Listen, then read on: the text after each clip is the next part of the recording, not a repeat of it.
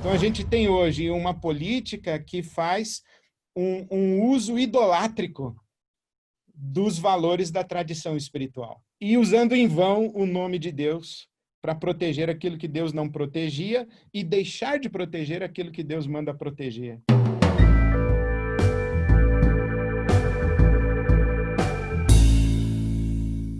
Newton, religiões em geral tendem a deixar as pessoas mais conservadoras? Nós tem 3 viés para a religião.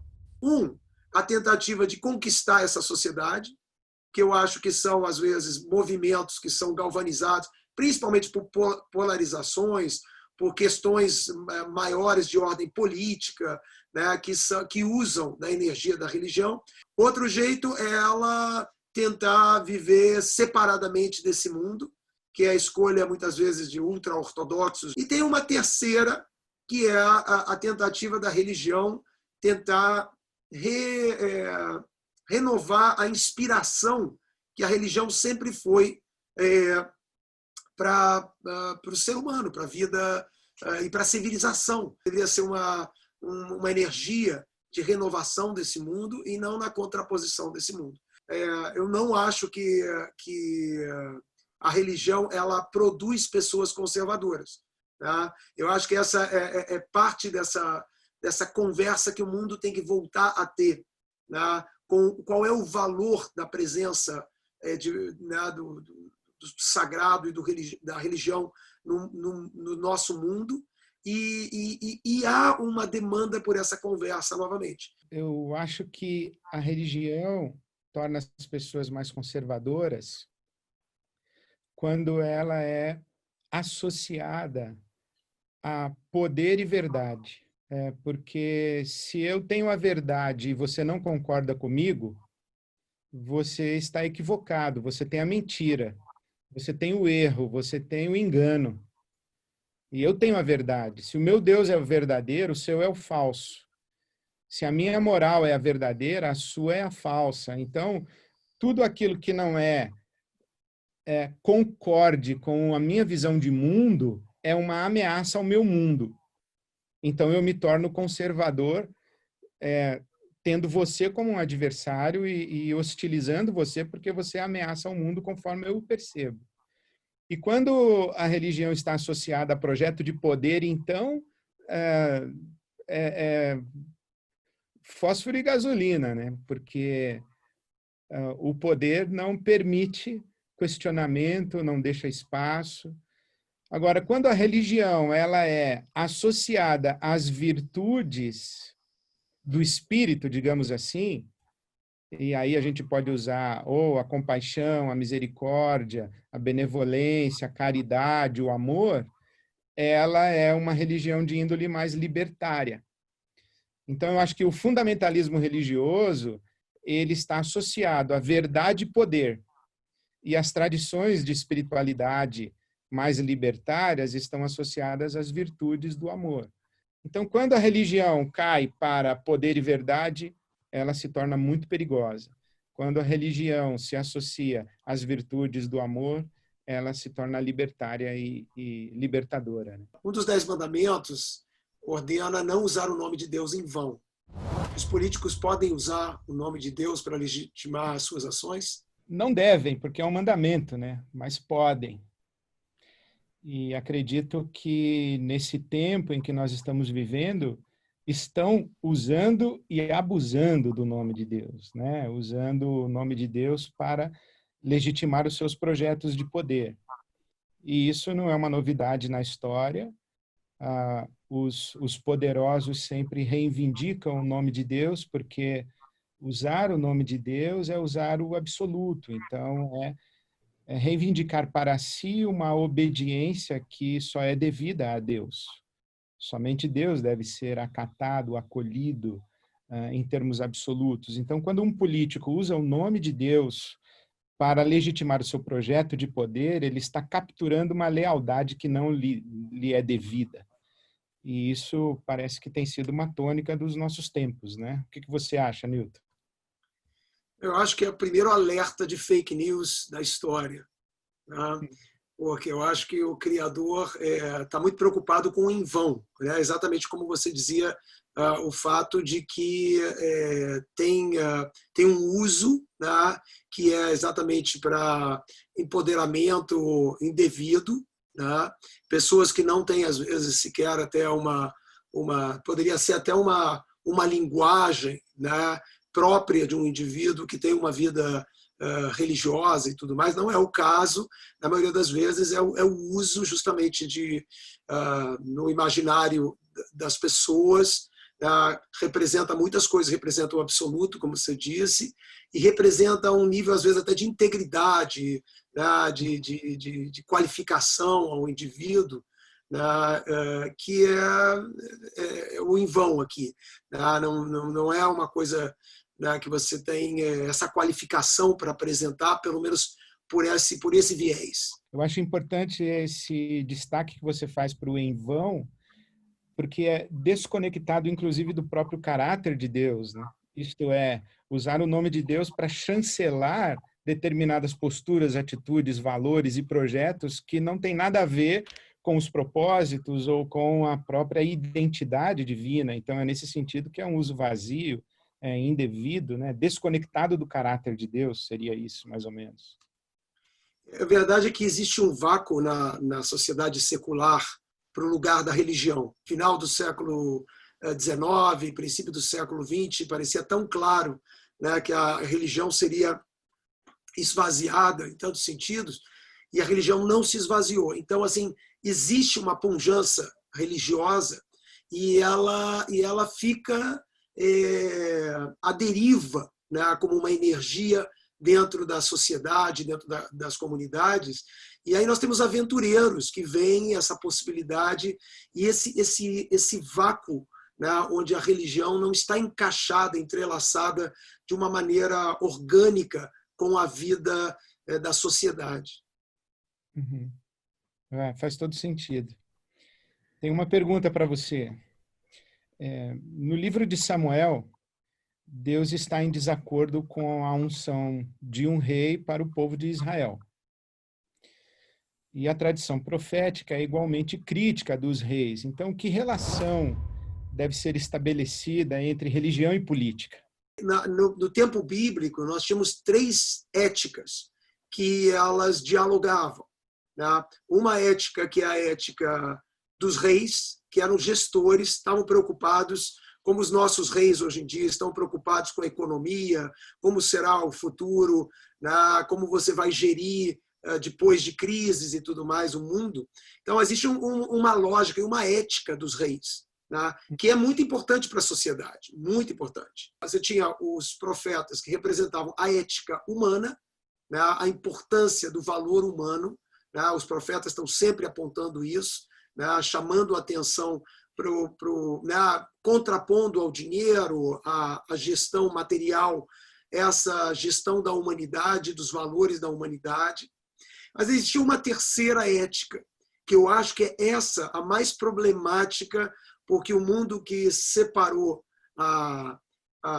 o Estado da religião, a política da religião, né, ele não soube localizar o que no período bíblico era chamado da ética sacerdotal. Lá atrás, ela era uma mistura, né, eram as leis do povo, mas era também era o conhecimento da época, porque o conhecimento científico ele não existia.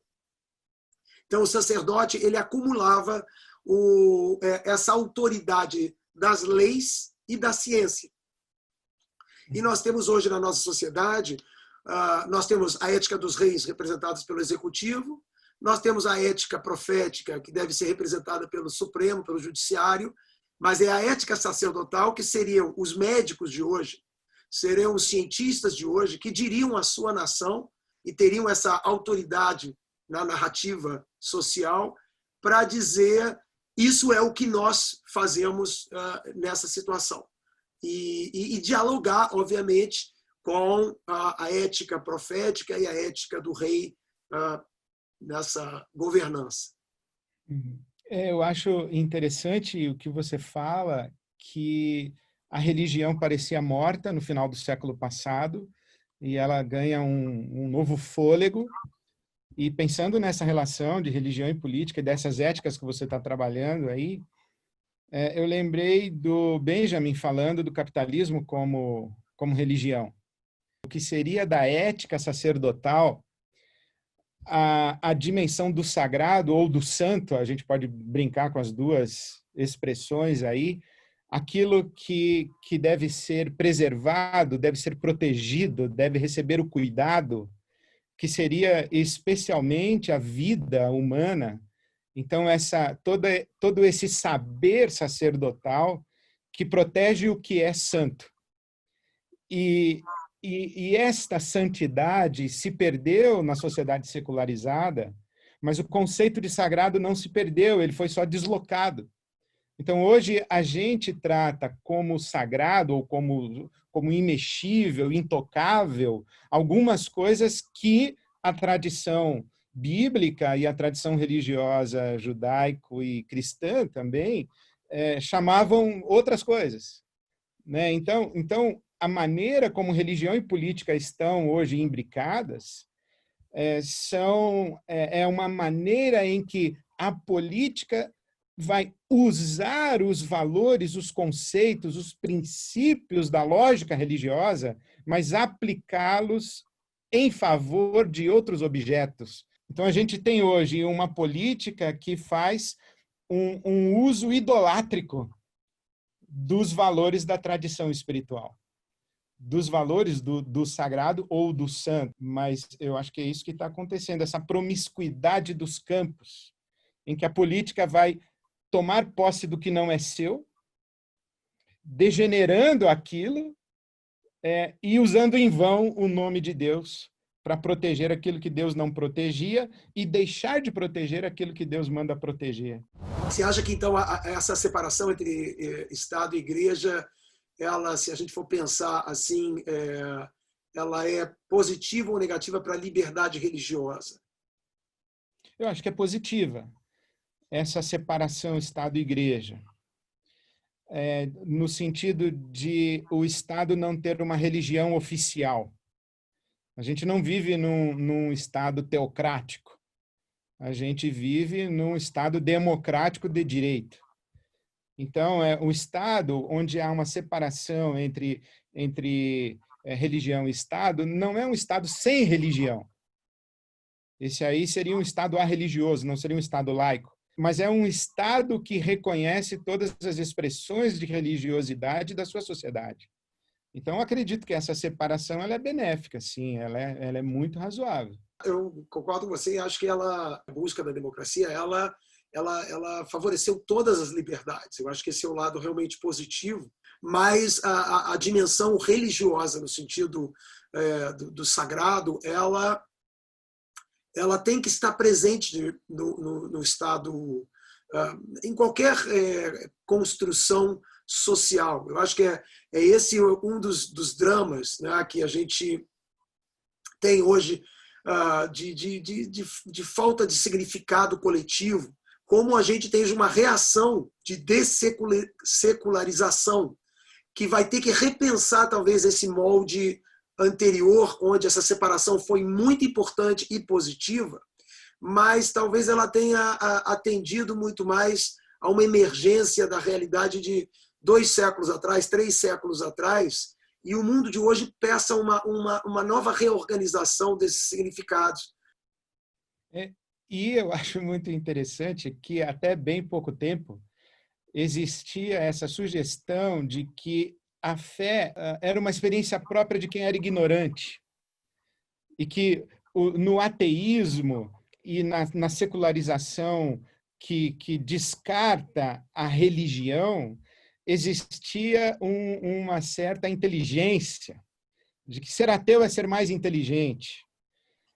Parece que hoje o jogo está virando, porque a gente está percebendo que ignorância é desprezar as milenares tradições religiosas e todo o repertório de construção de ética social, de ética de relações, de éticas de estruturas sociais. Então, assim, é uma ignorância e um desperdício de um patrimônio da humanidade deixar de ouvir aquilo que foi percebido, construído, elaborado. Então, parece que o jogo está virando. Eu concordo com você que jogar fora o lado ruim da religião não exige jogar fora todas as tradições religiosas e toda a sabedoria valorativa, inclusive ética, das tradições religiosas. E acho também, Newton, que há um equívoco a democracia como o governo da maioria. E quem não é maioria ou se amolda à maioria, ou vai ser atropelado, ou vai ter que encontrar um outro lugar para viver. Mas isso não é democracia. A democracia é justamente a inteligência de preservar a dignidade, os direitos, os saberes, as tradições das minorias.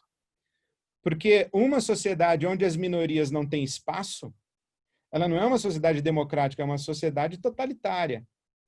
Então, quando essa sociedade, em nome de uma democracia esclarecida, sacrifica o saber da religião e das tradições religiosas, ela não é democrática, ela é totalitária. E totalitária, na minha opinião, de modo ignorante, porque deixa de fora um repertório humano muito significativo. Sem dúvida, sem dúvida. Bom, tenho outra pergunta para você, Newton. Alguns líderes religiosos têm negado evidências científicas sobre a pandemia da Covid-19. É possível conciliar religião e ciência em defesa da vida nessa situação crítica? Eu acho que não tem. A religião está sempre ao lado da vida, no lugar que a vida é uma dimensão sagrada. Como valor concreto a nós, humanos, a vida é um valor máximo. A ciência que é feita nesse lugar em que o conhecimento ele favorece a vida, em que ele essa tentativa de mitigar, né, tantas das misérias humanas, né, ele é um braço da benemerência, ele é um braço do sagrado. Para mim, o Ministério da Saúde e o Ministério da Educação estarem no executivo, ou seja, a execução de políticas, elas estarem sob a ética do rei. Tá? Eu entendo que as divisões de verbas e tudo mais, isso caiba à ética do rei. Mas há algo errado aqui, é mais da dimensão da legislativa, das leis, do que do executivo. Né? Porque a ciência produz leis. Né? Essa é a grande semelhança entre o desejo dos valores se transformarem em leis e a ciência. Eu acho interessante isso que você fala. Então, na sua opinião, ciência, saúde e educação deveriam ser políticas de Estado e não políticas de governo. Exato. Deveria ser algo mais perene, né? Agora, eu acho que esse fosso, o negacionismo dos religiosos, ele é um rebote da cisão que foi feita lá na modernidade, que condenou a religião como superstição e a ciência como racionalidade objetiva. E o problema é que eu acho que os religiosos acreditaram nisso daí, ou nós acreditamos nisso de alguma forma. E aí cria-se nas comunidades religiosas um imaginário de que toda vez que você dá razão à ciência, você está traindo Deus, você está traindo a fé. Quando, na verdade, é o contrário, porque na teologia a gente fala do mandato cultural, quando Deus cria o ser humano à sua imagem e semelhança, o orienta ou determina que ele encha a terra e sujeite a terra. Né? Então, o cuidado da criação, o exercício de cuidado da criação é exatamente a maneira como nós vamos honrar a Deus e não não é uma traição de Deus, é exatamente a maneira como nós vamos honrá-lo. Né? Você acha que tem um projeto de poder por parte da comunidade evangélica para o Brasil, se houver, se isso é um risco para o Estado laico aqui no Brasil? Eu acho que há uma conjunção de interesses de uma certa representatividade evangélica no Brasil tem sim um projeto de poder, eu acho que é inegável isso, mas também existem pessoas que não são evangélicas, mas que percebem nesse contingente populacional evangélico uma força de sustentação do seu próprio projeto de poder.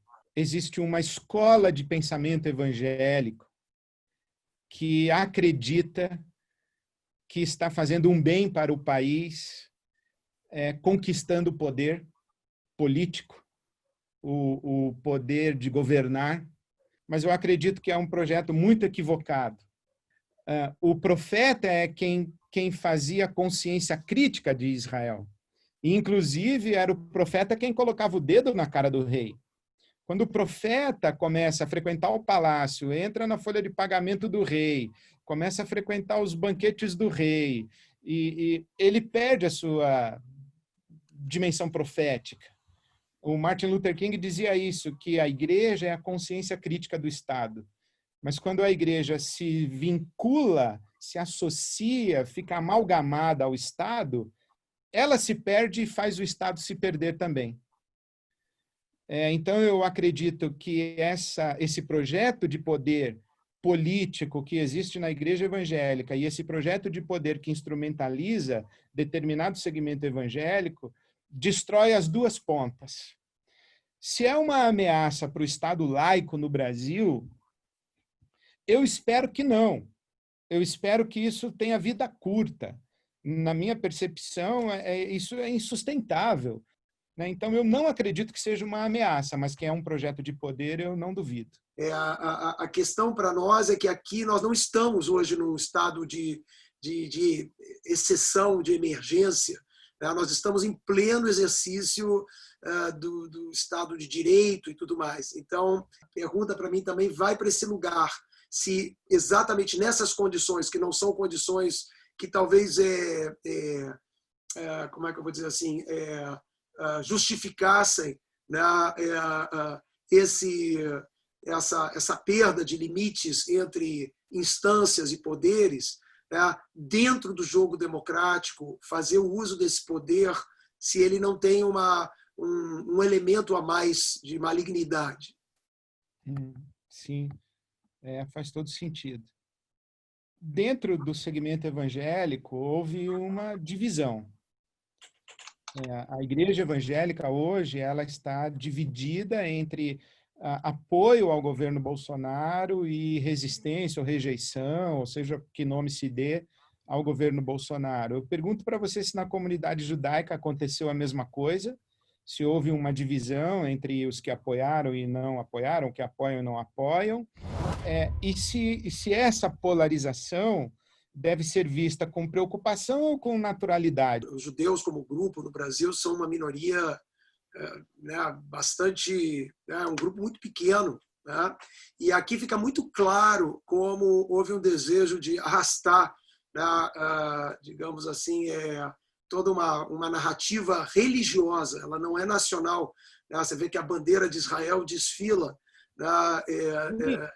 em momentos muito curiosos, né? e muito difíceis para a comunidade judaica, mas é muito interessante ver que essa bandeira ela não representa literalmente o Estado, ela representa esse lugar que os judeus têm para certos grupos evangélicos, uma representação religiosa, às vezes menos judaica e mais evangélica, né? Então é uma bandeira religiosa, não é uma bandeira de Estado, apesar dela realmente ser uma bandeira do Estado de Israel. O meu problema é que, da mesma maneira que a bandeira de Israel desfila representando uma comunidade, porque no Brasil essa bandeira, né, acaba sendo confundida com a comunidade judaica. Né? Eu inclusive saí e falei isso publicamente, que havia ali um sequestro de representatividade. A tradição judaica aparece aqui no contexto brasileiro porque ela é uma comunidade muito ativa e tudo, mas ela é irrelevante do ponto de vista eleitoral, do ponto de vista numérico. Os judeus são um aspecto dessa narrativa evangélica que esse governo trouxe para dentro da realidade nacional. Sim, de certa maneira, é um uso indevido da identidade judaica para mandar um recado para a comunidade evangélica, né?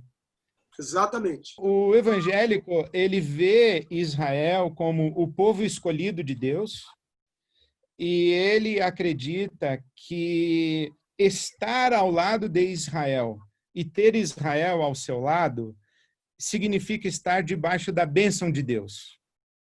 Ponto. O evangélico talvez tenha dificuldade de fazer a distinção entre o que é a tradição judaica como experiência religiosa, o que é o Estado de Israel como um Estado-nação, e fazer a distinção de Israel como um Estado político e da tradição de Israel como uma experiência espiritual religiosa.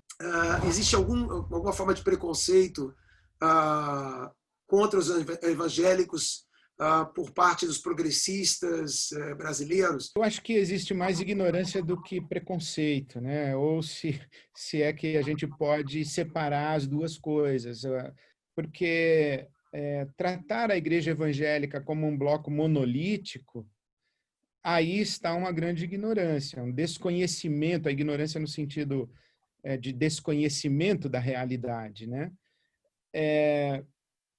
Por quê? Porque existe uma igreja evangélica que está aí na mídia de massa. São os grandes templos, as grandes figuras midiáticas da liderança evangélica. Mas existem centenas e milhares de comunidades, de pequenas igrejas evangélicas espalhadas pelo Brasil e que fazem um trabalho extraordinário de educação, de socialização, de restauração de relações humanas, de transformação humana, enfim.